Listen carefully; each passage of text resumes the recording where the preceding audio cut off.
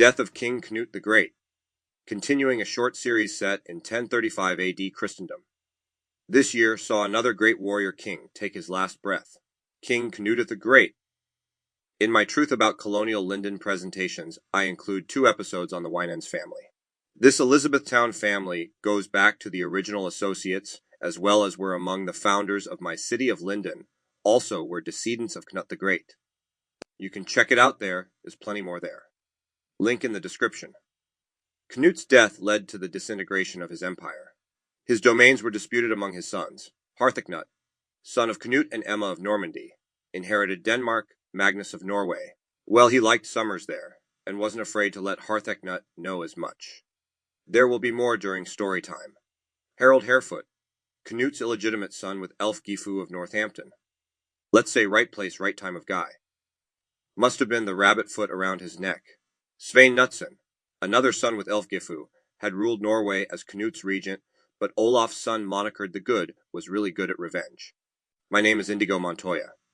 Emma of Normandy, Cnut's widow and queen. Listen or watch and find out. If you are enjoying this kind of content, a like, subscribe, share, comments go a long way. The story of the death of King Cnut the Great and the story of the immediate dissolution of his realm.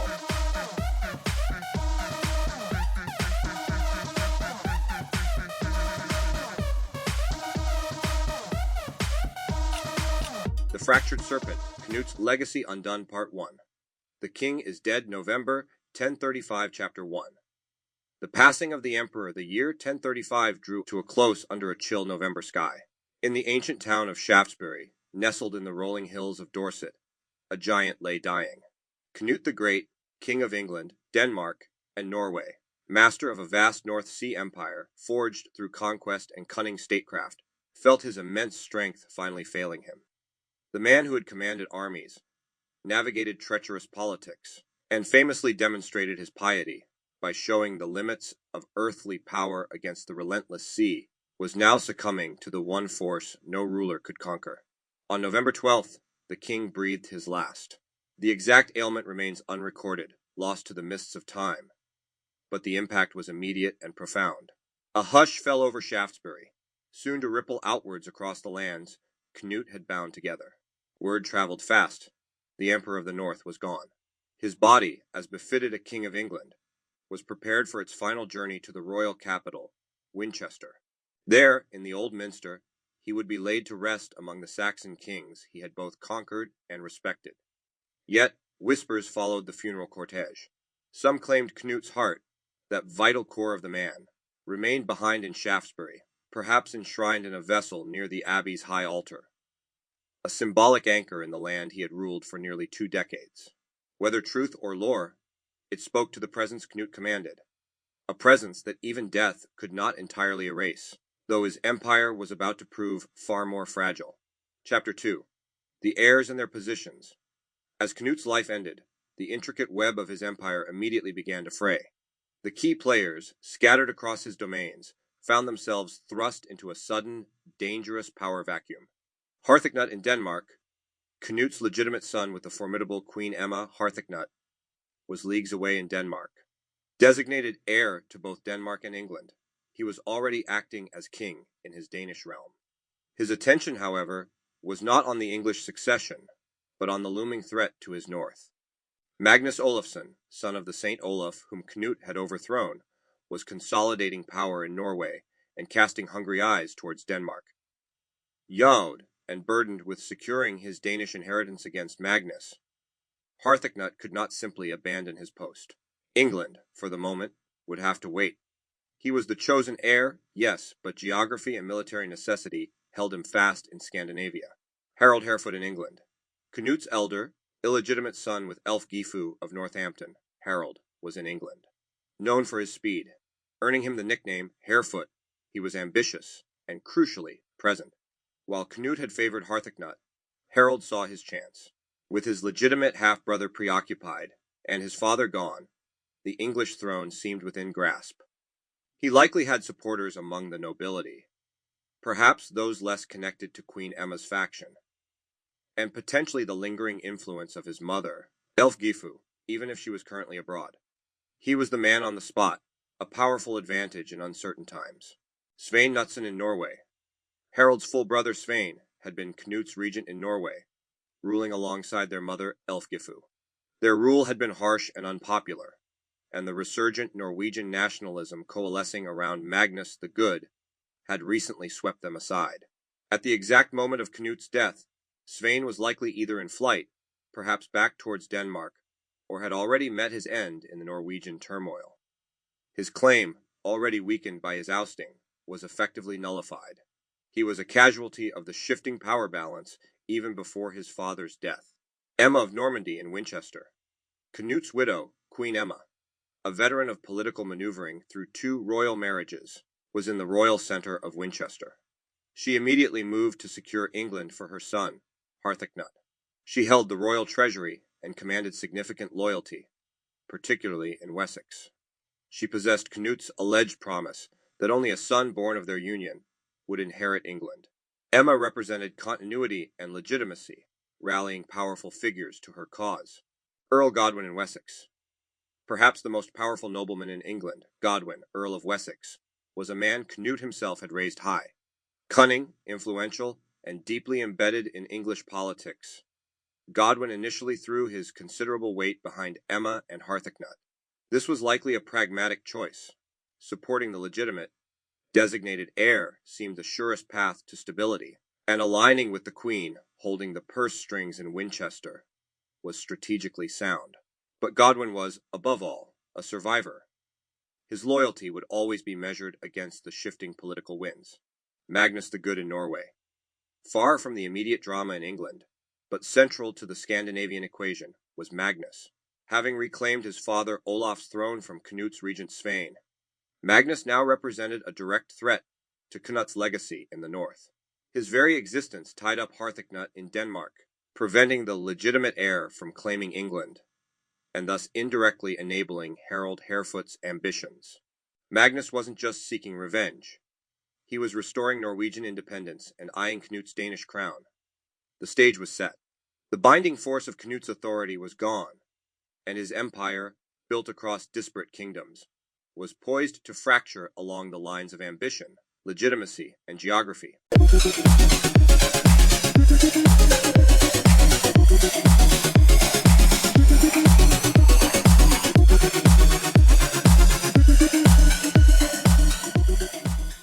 The Unraveling Thread, A Ghost View Chapter 3, The Empty Throne of England, Mystified I Stand. Afloat, watching I am, the threads of Cnut's empire fray and snap. So fast a demise the threads would not loosen through the emperor of the North Cnut's heirs, lacking any semblance of goodwill. They will face intrigue and enemies from common foes alone, and make foes of family for one's own. I see Harold Harefoot in England, perhaps initially uncertain, but quickly buoyed by opportunity. He moves swiftly, his fleetness of foot more than just a hunter's trait. He confers with northern lords, men less tied to Emma's Wessex power base. Whispers of his mother, Ælfgifu, returning from her disastrous Norwegian regency, add weight to his faction. He doesn't demand the crown outright, not yet, but positions himself as the capable son present, ready to maintain order while Harthacnut tarries. Meanwhile, in Winchester, Emma radiates regal authority, yet a current of anxiety runs beneath it. She sits amidst the royal horde, a queen defending her absent son's birthright. Messengers are dispatched frequently, carrying urgent pleas across the North Sea to Harthacnut. Come, claim your kingdom. But the replies, if they come, speak of delays, of the Norwegian threat. Desperate, she perhaps even sends word across the channel to Normandy, to her forgotten sons from her first marriage, Alfred and Edward. Could they help secure the throne for their half-brother? In his Wessex estates, Earl Godwin watches, listens. He stands beside Emma, his counsel seemingly loyal. But I see the calculations behind his eyes. Harthacnut is legitimate, yes, but absent. Harold is present, ambitious, and gaining traction. Stability is paramount, but so is Godwin's own power. His support for Emma holds, but it is contingent on Harthacnut's swift arrival. Across the water, Harthacnut paces the halls of his Danish court. He feels the pull of England, the weight of his father's designation. But the specter of Magnus looms large. Armies must be mustered, alliances secured. He cannot risk losing Denmark while reaching for England. Perhaps he negotiates with Magnus, seeking a truce, a temporary understanding, anything to free his hand. But time slips away. Chapter 4. The Regent and the Queen, the Great Council, the Witan, convenes. I hover above the gathering of bishops and nobles, the air thick with tension. Harold's supporters argue for decisive action. Emma's faction preaches patience and loyalty to Cnut's will. A compromise emerges, fragile and fraught. Harold Harefoot is named Regent of England. He will rule, but not yet as king.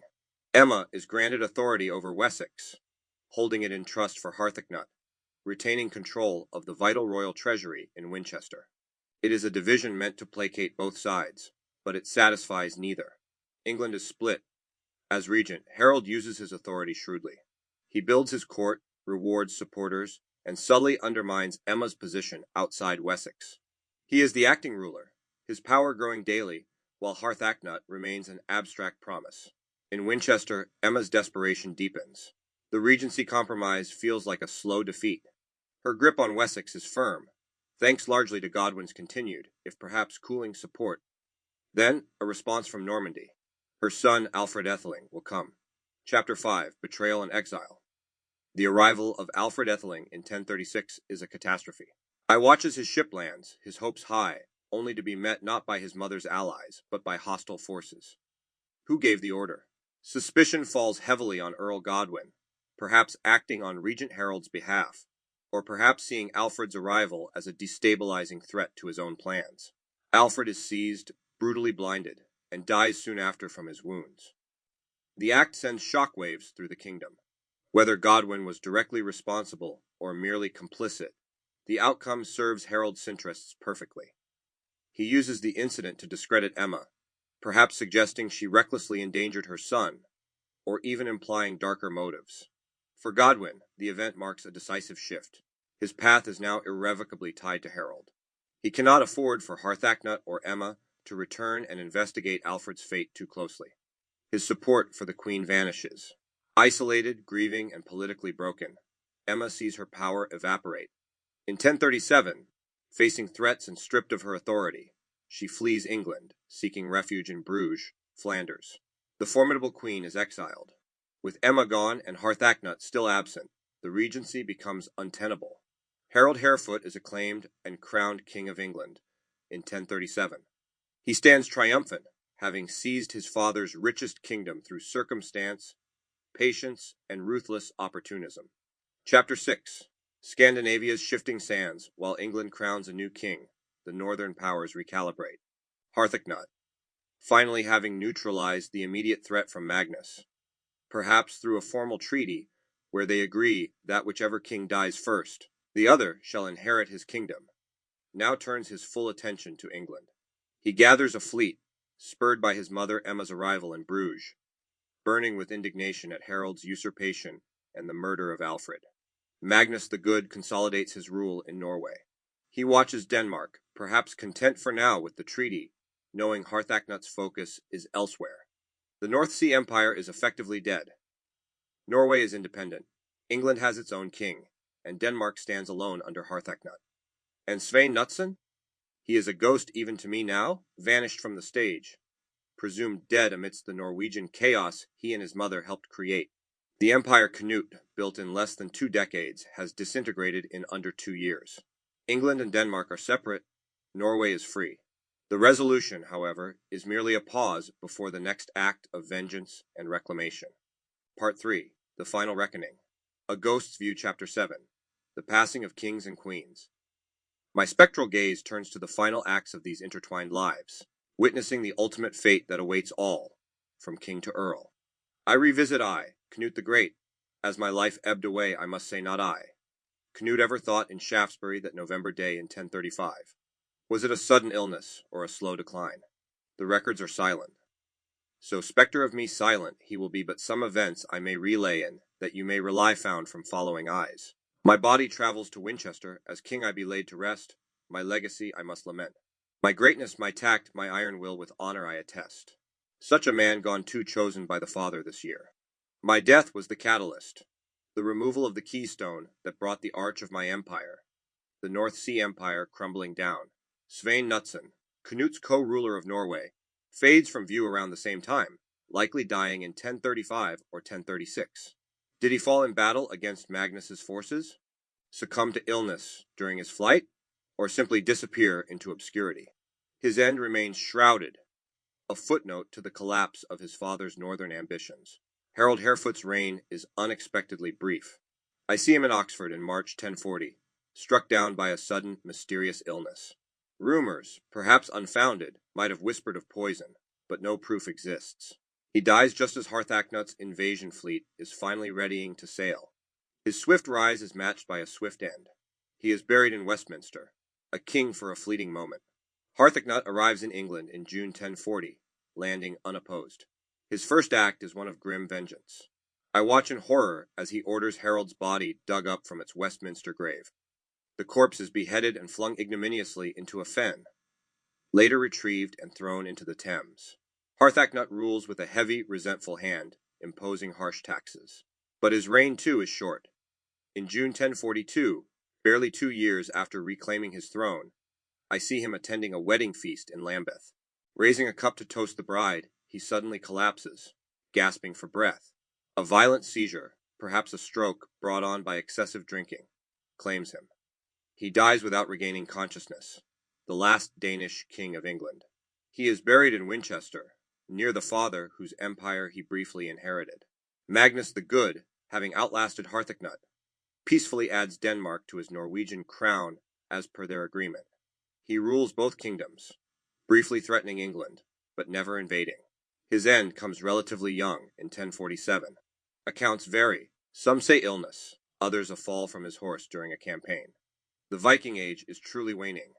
Earl Godwin, the great survivor, navigates the turbulent reigns of Harold Harthacnut and the newly restored Saxon king, Edward the Confessor, Emma's last surviving son by Ethelred.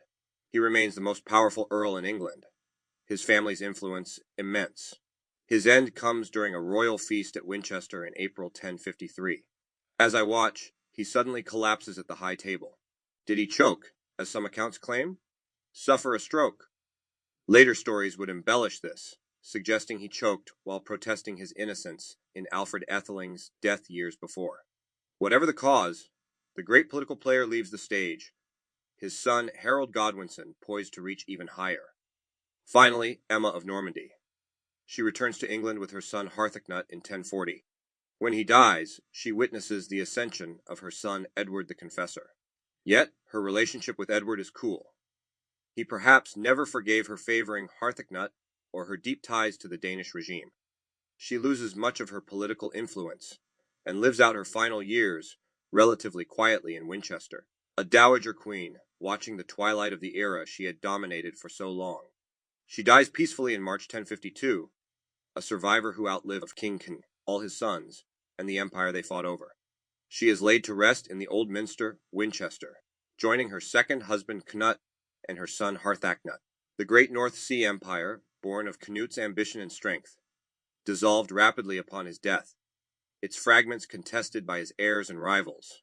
Within 17 years, all the major players, Cnut, his sons Harold, Svein, and Harthacnut, his rival Magnus, his powerful Earl Godwin, and his formidable Queen Emma, were gone, leaving England poised on the edge of yet another conquest.